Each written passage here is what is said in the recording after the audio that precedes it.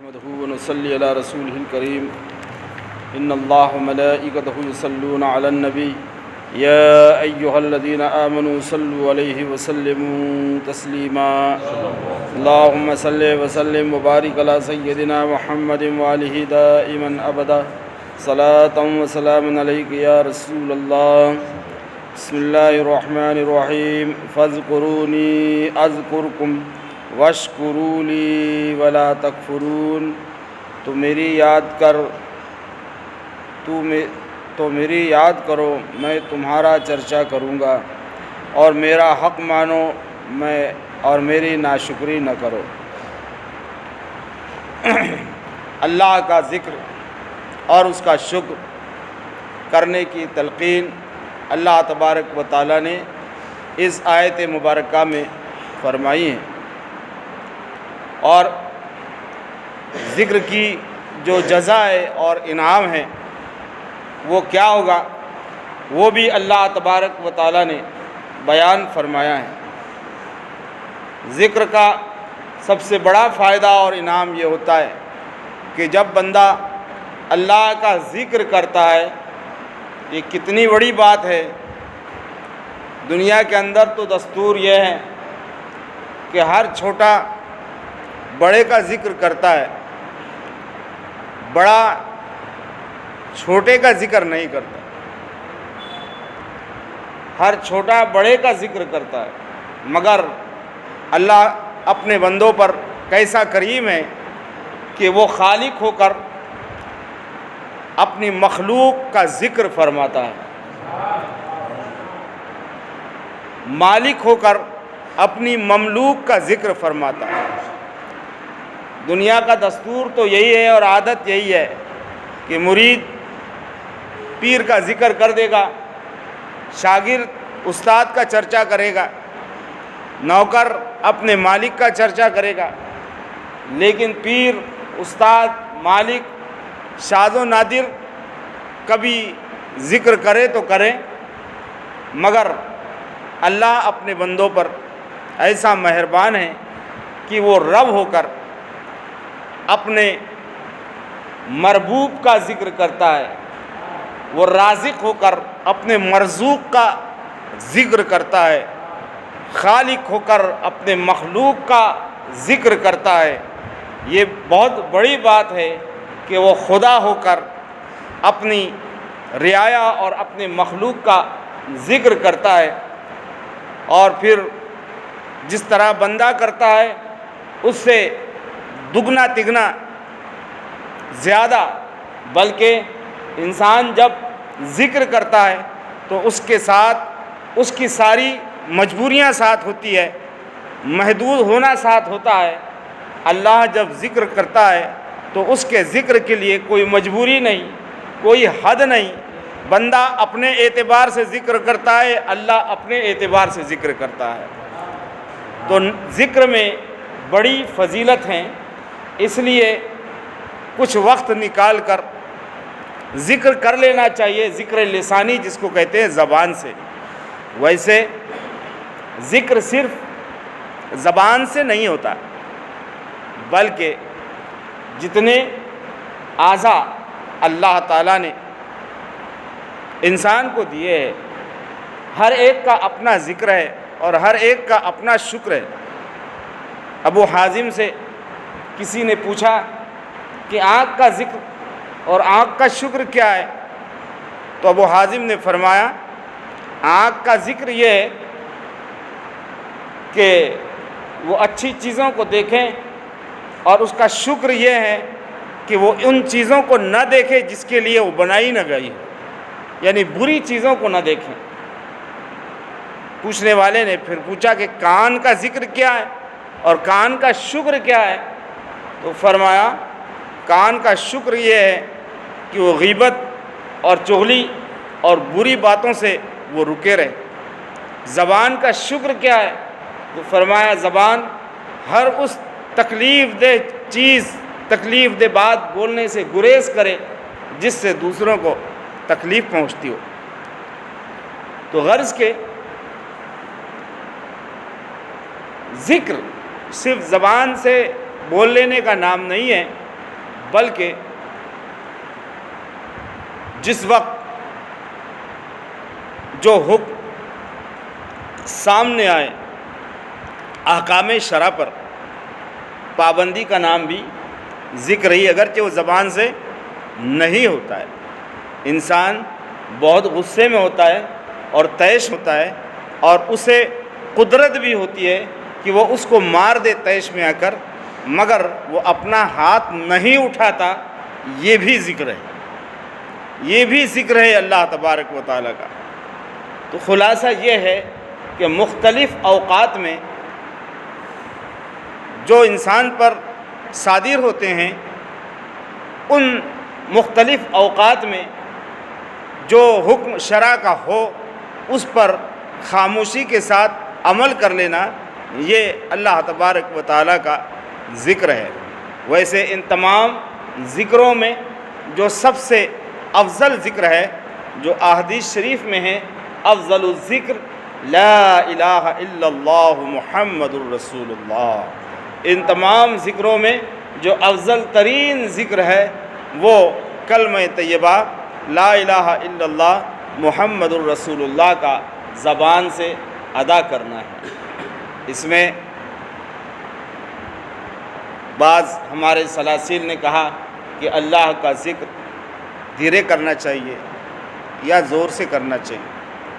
تو طریقہ نقش بند کے علاوہ جتنے ہمارے طریقے ہیں، چاہے وہ طریقہ قادریہ ہو یا چشتیہ ہو یا سہروردیہ ہو، ان تمام طریقوں میں جو ذکر کہا گیا ہے اور جس کی تعلیم دی گئی ہے، وہ زور سے ذکر کرنے کو افضل قرار دیا ہے۔ اور طریقہ سہرورد کے اندر ذکر بالخفی یعنی آہستہ، یعنی اس کے اندر ریا نہ ہو، کوئی دیکھ نہ پائے، تو ذکر بالخفی کو طریقہ سہرورد کے اندر، طریقہ نقش بند کے اندر ترجیح دی گئی ہے کہ اللہ کا ذکر خفیہ طور پر اور آہستگی سے ہونا چاہیے۔ بہرحال چاہے ذکر خفی کریں چاہے ذکر جہری کریں، ذکر بہرحال ہونا چاہیے۔ حدیث شریف میں ذکر کے بڑی برکتیں بھی آئی ہے۔ زنگ جس طرح چھڑاتے ہیں ہم کوئی کیمیکل سے، تو دلوں کا جو زنگ ہے، حدیث شریف میں ہے کہ وہ اللہ کے ذکر سے چھوٹتا ہے اور دل اس سے صیقل ہوتا ہے۔ ذکر کی اتنی فضیلت ہیں کہ احادیث کے اوراق ان فضیلتوں سے بھرے ہوئے ہیں۔ حدیث شریف میں ہے کہ جب اللہ کے بندے ذکر کی مجلس قائم کرتے ہیں، وہ ایک ہوتا ہو یا ایک سے زیادہ ہوتا ہو، اگر مجلس ہیں تو اللہ تبارک و تعالیٰ کے کچھ فرشتے اللہ تعالیٰ نے زمین پر اس بات کے لیے مقرر کیا ہے کہ وہ جا کر دیکھیں کہ اللہ کے ذکر کی مجلسیں کہاں ہو رہی ہے، تو وہ گشت کرتے ہیں، دیکھتے ہیں کہ اللہ کے بندے اللہ کا ذکر کہاں کر رہے ہیں۔ جب دیکھتے ہیں کہ کہیں اللہ کے بندے اللہ کے ذکر میں بیٹھے ہوئے ہوں، تو وہ اپنی رحمت کی چادر جو ان کے پاس ہوتی ہے وہ اس کو اس کے اوپر تان دیتے ہیں۔ پھر جب وہ ذکر کی محفل ختم ہوتی ہے تو اللہ کے حضور حاضر ہوتے ہیں۔ اللہ رب العزت ان سے ارشاد فرماتا ہے، تم کہاں گئے تھے؟ تو عرض کرتے ہیں، مالک تیرے کچھ بندے تیرا ذکر کر رہے تھے، ہم ان کے ذکر میں شریک تھے۔ پھر اللہ ارشاد فرماتا ہے، میرے بندے میرا ذکر کر رہے تھے؟ کہا ہاں مولا تیرا ذکر کر رہے تھے، انہوں نے مجھ سے کچھ مانگا بھی ہے؟ انہوں نے عرض کرتے ہیں، مالک ہاں تیرے بندوں نے تجھ سے مانگا ہے۔ کیا مانگا ہے مجھ سے؟ عرض کرتے ہیں، انہوں نے تجھ سے تیری جنت مانگی ہے۔ اللہ رب العزت ارشاد فرماتا ہے، کیا میرے بندوں نے جنت دیکھی ہے؟ کہا مالک انہوں نے جنت نہیں دیکھی، لیکن جنت کو دیکھنے والے نے انہیں بتایا ہے، جنت کی بشارت تیرے محبوب نے انہیں دی ہے، اور وہ اس پر ایمان اور یقین رکھتے ہیں، جس کی وجہ سے انہوں نے تجھ سے تیری جنت کو طلب کیا ہے۔ اللہ رب العزت ارشاد فرماتا ہے اگر ایسی بات ہے تو اے فرشتوں تم گواہ رہو کہ میں نے ان کو جنت عطا فرما دی ہے۔ کہا اور کچھ بھی مانگا ہے؟ عرض کرتے ہیں مالک ہاں اور بھی مانگا ہے۔ کیا مانگا ہے؟ عرض کرتے ہیں کہ مالک انہوں نے جہنم سے پناہ مانگی ہے۔ ارشاد ہوتا ہے کیا جہنم کو دیکھا ہے؟ کہا نہیں دیکھا نہیں ہے، لیکن تیرے محبوب نے انہیں بتایا ہے کہ جہنم تیری ناراضگی کا ٹھکانہ ہے۔ انہوں نے ان کی بات پر یقین کیا ہے اور ایمان لائے ہیں، اور اسی بات پر انہوں نے تجھ سے تیری جہنم کی پناہ مانگی ہے اور تیری پناہ چاہیے۔ کہ بات اگر ایسی ہی ہے تو تم گواہ رہو میں نے ان کو جہنم سے آزاد فرما دیا ہے۔ تو اللہ ذکر کی جو مجلس ہے مسجد میں نہیں گھر میں بھی رہنا چاہیے، چار لوگوں میں نہیں اپنے بال بچوں کے ساتھ بھی ہونا چاہیے۔ اور گھر کی یہ ذکر کی محفل صرف اللہ اللہ کرنا اور یہ کرنا کلمہ طیبہ پڑھنا یہی نہیں، اللہ کے احکامات فرائض و نوافل کو اپنے گھر والوں کو بتانا ہے نا، اور اللہ کے عذاب سے ڈرانا، اس کی رحمت کی امید دلانا، یہ سارے جو کام ہیں یہ اللہ کا ذکر ہی ہے۔ کچھ نہ کچھ صحیح، ایک نہ ایک بات صحیح ہم اپنے گھر والوں کو بتاتے رہیں تاکہ اس کے ذکر سے ہم سب محظوظ بھی ہوتے رہیں اور اس کے نگاہ کرم کے ہم مستحق بھی ٹھہریں۔ اگلا جو حصہ تھا وَاشْكُرُونِي وَلَا تَكْفُرُونَ، اور میرا شکر کرو اور نافرمانی نہ کرو۔ شکر اللہ تبارک و تعالیٰ کی بڑی نعمت ہے۔ صوفیاء اکرام رضوان اللہ تعالیٰ علیہم اجمعین نے اس پر بڑا کلام کیا ہے کہ صبر بڑا ہے یا شکر بڑا ہے۔ کسی نے کہا کہ صبر بڑا ہے اور کسی نے کہا کہ شکر بڑا ہے، اور ایسے ہی بڑا ہے نہیں کہا ہے، صبر بڑا ہے تو اس کے دلائل بھی صوفیاء نے دیے ہیں، اور جنہوں نے کہا ہے کہ نہیں صبر نہیں شکر بڑا ہے تو اس کے بھی دلائل صوفیاء اکرام رضوان اللہ تعالیٰ علیہم اجمعین نے دیے ہیں۔ تو بعض صوفیاء کے نزدیک شکر بڑا ہے اور بعض صوفیاء کے نزدیک صبر بڑا ہے۔ حضرت ایک حکایت یاد آ رہی ہے، حضرت شکر کیا ہے؟ شکر کیا ہے؟ تو حضرت شفیق بلخی رضی اللہ تعالیٰ عنہ سے کسی نے پوچھا کہ حضور صبر بڑا ہے یا شکر بڑا ہے؟ نہیں، کئی لوگ آئے ہوئے تھے تو حضرت شفیق بلخی نے پوچھا تمہارے یہاں کے فقراء کا حال کیا ہے؟ درویشوں کا حال کیا ہے تمہارے یہاں کے؟ درویش بولے تو یہ بھیک منگے نہیں، وہ درویش جو ہمیشہ اللہ کی یاد میں مگن رہتے ہیں۔ تو حضرت شفیق نے ان سے پوچھا تمہارے یہاں کے درویشوں کا حال کیا ہے؟ ہاں درویش اور درویش کو بھی سمجھ لیجیے۔ درویش کہتے ہیں بھیکاری کو، درویش در کہتے ہیں دروازے کو کھڑا رہنے والا، اور در کہتے ہیں موتی کو۔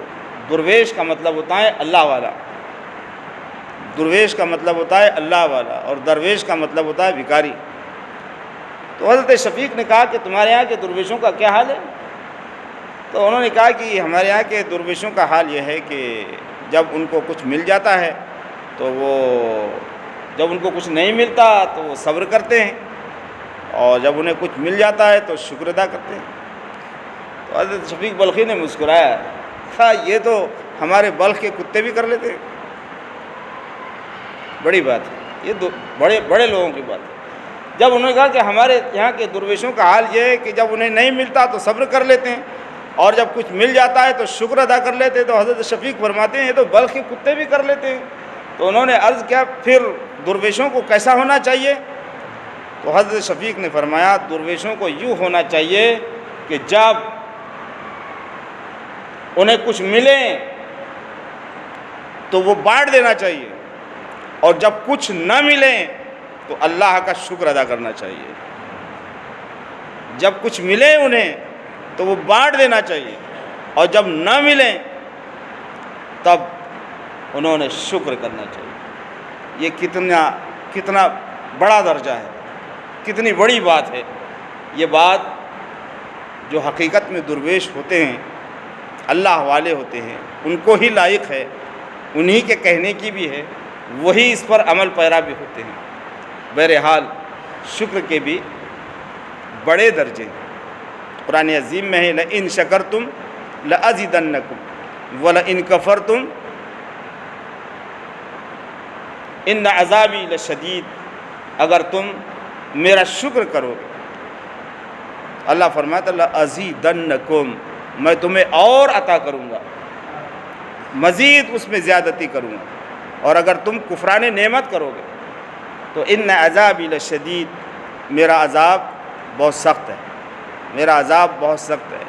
تو ہر حال میں شکر کیا ہے، دو چار جملوں میں اس کو سن لیجیے۔ شکر کیا ہے؟ اللہ تبارک و تعالیٰ کی عطا پر زبان سے اللہ کی حمد کر دینا، جیسا کہ عام طور پر عام لوگوں کا، ہمارا آپ کا طریقہ ہوتا ہے، الحمدللہ، کچھ مل گیا الحمدللہ، کچھ مل گیا الحمدللہ، یہ بھی طریقہ شکر ہے۔ اس سے بڑا مرتبہ یہ ہے کہ اس نعمت کے ملنے پر اس کا چرچا کیا جائے، وہ بھی شکر ہے۔ وَأَمَّا بِنِعْمَةِ رَبِّكَ فَحَدِّثْ، نعمت کے ملنے پر اس کا چرچا کرنا، یہ بھی ایک شکر کا طریقہ ہے۔ اس سے بڑا شکر یہ ہے کہ جو نعمت اللہ تعالیٰ نے دی ہے، اس نعمت کو اللہ تعالیٰ کی نافرمانی میں خرچ نہ کریں، یہ اس سے بڑا درجہ ہے شکر کا۔ اس سے بڑا درجہ یہ ہے کہ جو نعمت اللہ تعالیٰ نے دی ہے، اس نعمت کو اللہ ہی کی رضا میں اس کو خرچ کریں، چاہے وہ روپے پیسے کی بات نہیں ہے، جو بھی نعمت اللہ تعالیٰ نے دی ہے، اگر ایک سے زیادہ اللہ تعالیٰ نے اولاد نرینہ دی ہیں تو صوفیہ اور علماء فرماتے ہیں تو اللہ کا شکر یہ ہے اس اولاد زیادتی اولاد کے حق میں، اس کا شکر یہ ہے کہ کسی ایک بچے کو ضرور حافظ قرآن یا عالم دین بنائیں، یہ شکر ہے اللہ کا۔ اولاد کے ہونے اور زیادہ ہونے کا شکر یہ ہے کہ اس کو ضرور دینی تعلیم سے آراستہ کریں۔ ہر نعمت کا، مکان کا، دکان کا، پیسے کا، علم کا، دولت کا، ہر نعمت کا شکر کا جو طریقہ ہے وہ الگ الگ ہے۔ اللہ کرے کہ اللہ تعالی ہم سب کو شاکرین کی طبیعت عطا فرمائے، اور ہمیں شاکرین کا صدقہ عطا فرمائے، اور ذاکرین کا صدقہ عطا فرمائے۔ اور کل کی جو رات ہے وہ ذکر کی بھی رات ہے اور وہ شکر کی بھی رات ہے۔ کل کی رات میں اگر کچھ مانگنا ہے تو اللہ رب العزت سے ذکر کرنے والی طبیعت مانگے، ذکر کرنے والی زبان مانگے، رونے والی آنکھ مانگے، اور اس کی بارگاہ میں خرچ ہونے والا جسم مانگے، سجدوں میں صرف ہونے والی راتیں مانگے، اور اس کا شکر ادا کرنے والا دل، اور اس کا شکر کرنے والا دماغ، اور اس کا شکر کرنے والا اور شکر کے تقاضوں کو پورا کرنے والا جسم اللہ تبارک و تعالیٰ سے طلب کرے۔ اللہ تعالیٰ شب برأت کے صدقے میں ہم سب کو رونے والی آنکھ عطا فرمائے، ذکر کرنے والی زبان نصیب فرمائے، قرآن سننے والے کان نصیب فرمائے، قرآن پڑھنے والی زبان عطا فرمائے، اور اس کے شکر میں اٹھنے والے ہاتھ نصیب فرمائے، اور اس کے ذکر کی طرف بڑھنے والے پیر نصیب فرمائے۔ اللہ رب العزت اپنی تمام تر نعمتوں سے شب برات کے صدقے میں ہم سب کو مالا مال فرمائے۔ اللہم ربنا تقبل منا انک انت السمیع العلیم، ربنا وتب علینا انک انت التواب الرحیم، اللہم انک عفو تحب العفو فاعف عنا یا رب العالمین۔ ان اللہ وملائکتہ یصلون علی النبی یا ایھا الذین آمنوا صلوا علیہ وسلموا تسلیما، اللہم صل وسلم وبارک علی سیدنا محمد وآلہ دائما ابدا، سبحان ربک رب العزة عما یصفون وسلام علی المرسلین والحمد للہ رب العالمین۔